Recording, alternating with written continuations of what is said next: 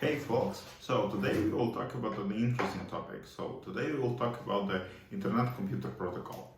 Yeah, that's quite uncommon for me because it's not actually the SSI, but you remember last time we talked about the seedless wallets and we discovered that to implement the seedless wallets, we somehow need something that able to do the smart contracts, something like account abstraction that turn the wallet to the smart contract and so on.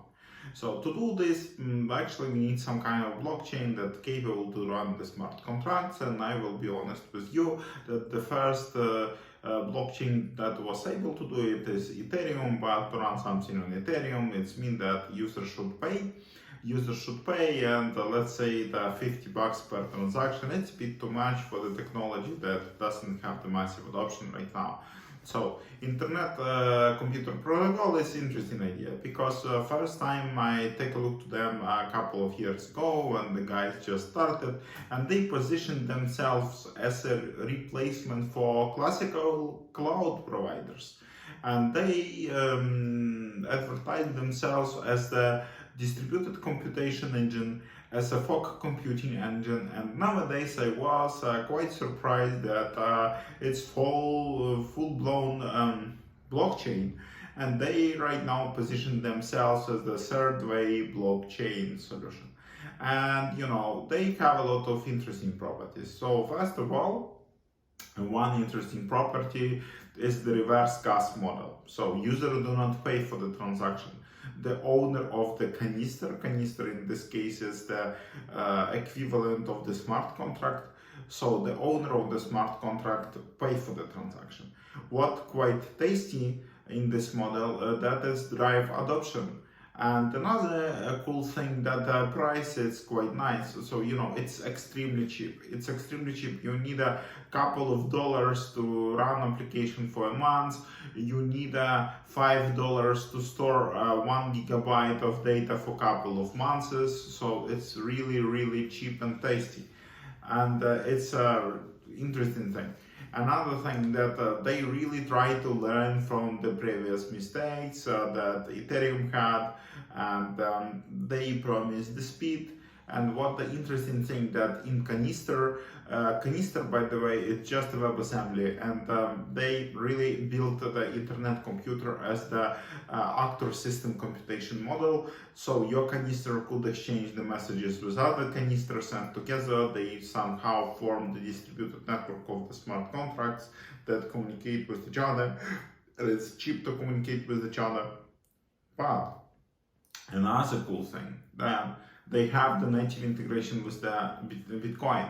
So they really have the integration with the Bitcoin. They could lock Bitcoin inside the network and turn the microtransactions cheap. So right now it's some kind of second layer on top of Bitcoin, and the transactions. So right now the network locks something 120 bitcoins inside the Internet Computer. So, and they working right now on the possibility to lock the Ether on the Internet Computer. So you could lock the Ether there, you could lock the Bitcoin there, and build the microtransactions, build business logic that will be much faster and much cheaper. And so that's the missing layer for existing blockchains, and maybe it will be the potential cross-blockchain platform that will allow you to exchange your assets. So that's actually what the DeFi is doing.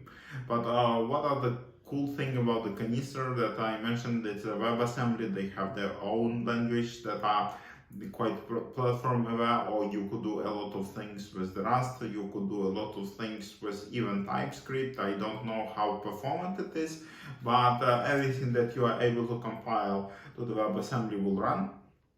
And they have completely different view how this world computer looks like, because in case of Ethereum you have one computer that runs everywhere, do absolutely the same things, do it in a synchronous way, could execute one program in one moment, and then have a global consensus for everybody. So they choose slightly different approach. So the Internet Computer Network formed by the clusters or subnets of internet computers that run in the same runtime, and actually they have the local consensus with each other. They could run the different programs, they could run the multiple programs in a parallel. That's why they much scalable, and they came to the consensus what they needed. And yeah, it sounds more scalable and fast, and it's much faster than Ethereum. Another cool thing about the canisters that these guys do not need Oracle. They could go to the internet and run HTTP calls themselves. They able to go to the Bitcoin network with some known your transaction things and all other KYC cool stuff. So it's a lot of powerful and tasty features what I'm personally waiting from them right now, that it was announced that it's possible not just blocks tons of data in canister, but encrypts the data in canister. So you could build the data that network doesn't have the access, only the players and owners of the network have the access. So you see, it's already the privacy preserving, and something that will allow us to build maybe some VDN compatible things as a smart contracts, or the privacy preserving layer as a smart contract, or something like the VDN as a smart contract with the full encryption on the user side. And it's mind-blowing. I really keen to invest more in the network. I really keen to learn a bit more. I really want to see this full end encryption model soon. So that's really interesting, because to build something like this yourself, it will be quite cost effective and expensive. So yeah, looks cool. So we have the direct HTTP calls, we have the direct integration with Bitcoin, we have a possibility to call each other. They really have the interesting idea that the governance of the network is the DAO protocol that's sitting on the same infrastructure. So this looks like the smart contract managed on the network of the smart contracts, and it's mind-blowing idea.